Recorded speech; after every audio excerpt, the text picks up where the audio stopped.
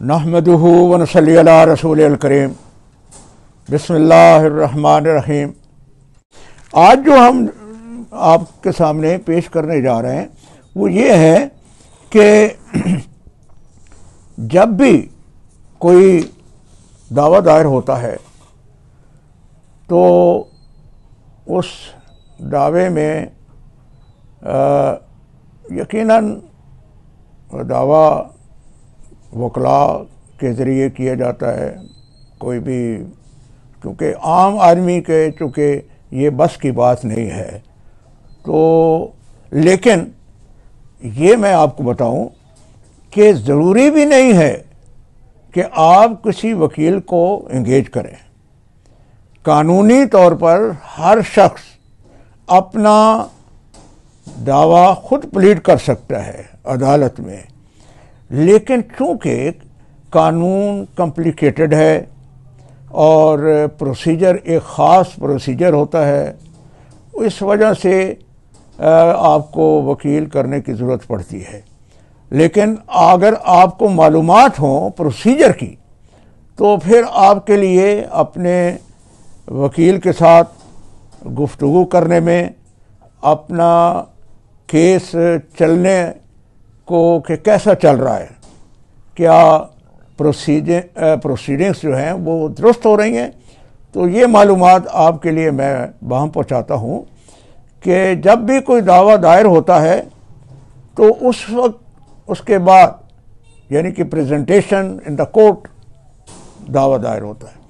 और वो कोर्ट उसको नेक्स्ट सर्विस के लिए सर्विस प्रोसेस होता है। और सर्विस प्रोसेस मुख्तलिफ नौइयत के होते हैं। नंबर 1, हर फैमिली कोर्ट की एक अपनी सर्विंग एजेंसी है। वो बाकायदा लोग अपॉइंटेड हैं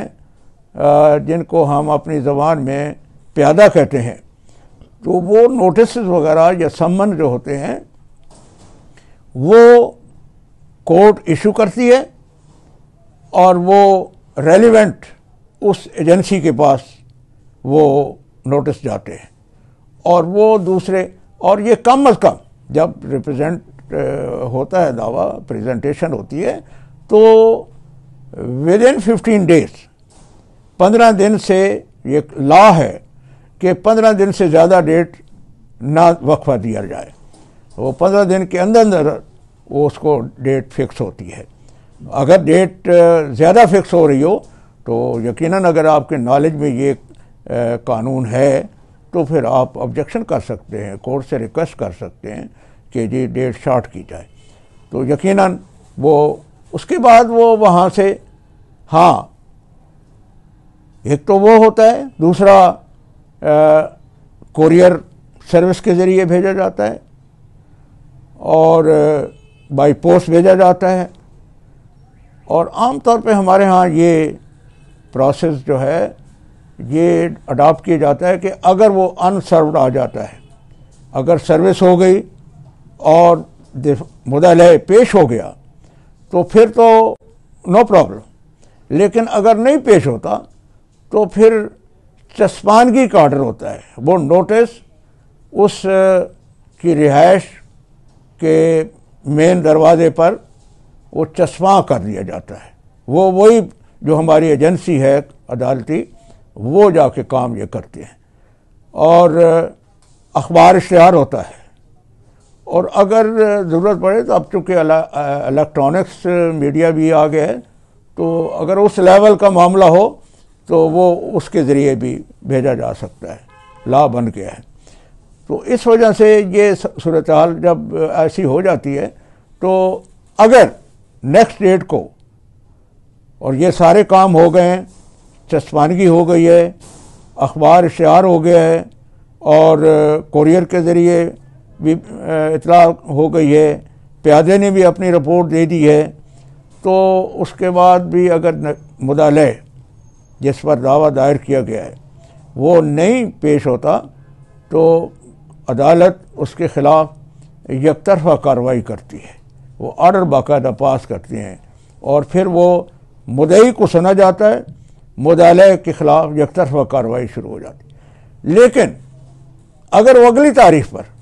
چونکہ ڈیٹ پھر 15 دن کی ڈیٹ پڑ جاتی ہے، اور اگلی تاریخ پر بھی وہ پیش ہو جاتا ہے اور وہ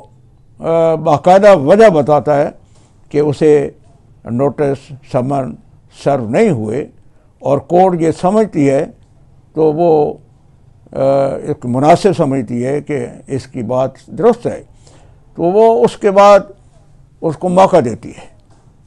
کہ وہ یک طرفہ وہ درخواست دیتے ہیں کہ میرے خلاف یک طرفہ کارروائی ختم کی جائے، تو کورٹ اس کے مطمئن ہو کر اس کے یک طرفہ کارروائی ختم کی جاتی ہے اور اس کو پھر جواب دعوے کا موقع دیا جاتا ہے۔ لہذا وہ جواب دعویٰ پیش کرتا ہے اگلی تاریخ پر، اور کورٹ اپنے آرڈر میں باقاعدہ یہ ساری کارروائی تحریر کرتی ہے۔ پھر جواب دعویٰ آتا ہے، جیسے میں نے پہلے بھی یہ ذکر کر چکا ہوں کہ اگر تو فیملی میٹر ہے، ڈیزولوشن آف میرج ہے، تو پھر تو اگلی تاریخ پہ ان کے درمیان مسائلتی سلسلہ ہوگا، وہ کارروائی ہوگی، اور اگر نہیں وہ مسائلت ہوتی تو وہ ہاں بعض اوقات ایسا بھی ہوتا ہے کہ مدعا اگلی تاریخ پہ بھی نہیں پیش ہوا، تو عدالت صرف مدعی کے شہادت لے کر، اس کے گواہان لے کر، اب قانون اس میں تھوڑا سا اور بدل گیا ہے۔ پہلے تو ڈائریکٹ شہادتیں ہوتی تھیں، گواہ کو پیش کیا جاتا تھا، اس کا بیان ہوتا تھا، اب بیان حلفی لیا جاتا ہے۔ وہ یقیناً اگر آپ نے کونسل کر رکھا ہے، اپنا وکیل ہے، تو وہ وکیل صاحب وہ سارا موقف جو آپ نے دعوے میں لیا ہے وہ بیان حلفی کی شکل میں، اور باقاعدہ وہ اوتھ کمشنر سے اٹیسٹڈ ہوتا ہے، اور وہ پیش کرتے ہیں، اور اس کو پھر اس کے مطابق آگے چلتے ہیں۔ لیکن اگر اب آپ یہ ذرا خیال رکھیے گا، میں بار بار آپ کو بتاتا چلوں گا کہ اس میں دو شکلیں ہو جائیں گی، یا تو مدعا پیش ہو گیا ہے تو اس کی شکل اور ہوگی، اور اگر وہ پیش نہیں ہوا تو نہیں ہونے پر تو بیان مدعی کا ہوگا،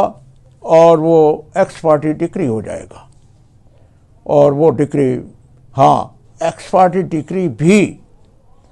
اس کی مصدقہ نقل کورٹ باقاعدہ اس کے ایڈریس پر بھیجے گی،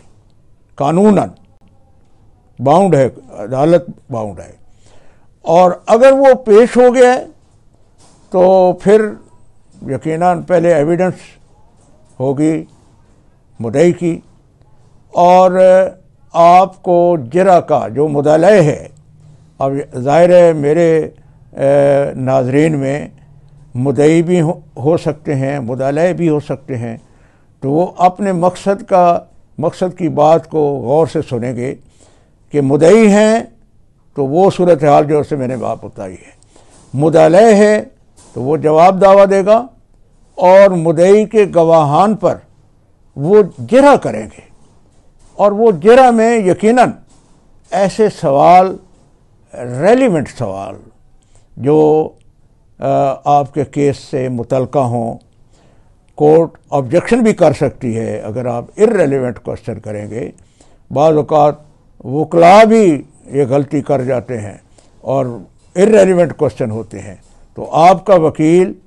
اور اس پر آبجیکشن کر سکتا ہے کہ یہ سوال ارریلیونٹ ہے، متعلقہ کیس کے نہیں ہے، تو کوئی بھی ایسا سوال نہیں کیا جا سکتا جو دوسرے کی توہین نکلتی ہو۔ انشاءاللہ آپ کو یہ معلومات پہنچاتے رہیں گے، اور آپ کی طرف سے